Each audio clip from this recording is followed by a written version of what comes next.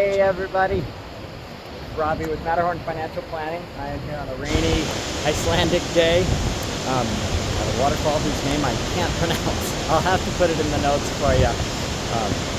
It's beautiful in this country. Just want to share with you another tip about your incentive stock options, something you've got to keep in mind that sometimes people forget about. And that has to do with the cash flow. So you know when you're exercising your options, including ISOs, you've got to pay an option cost up front. And so you may need cash for that, but you may have the option of doing a cashless exercise as well. So that's just fine. If you've got cash, you can do it. You can do a cashless exercise. Either way works. But the thing you need to keep in mind is the amount of alternative minimum tax that you may have to come up with and pay that first year before you sell the stock.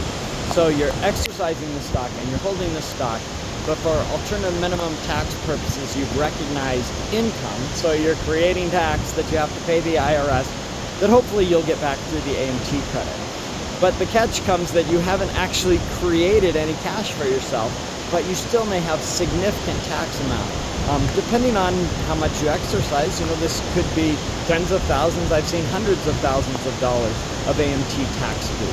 So you want to make sure, if you're going to exercise ISOs and hold them, that before you do that, before you cross that end of that tax year, that end of that calendar year, you need to make sure you're doing some tax projections. You have a concept of what you need to come up with in April and whether you'll have enough money to do it.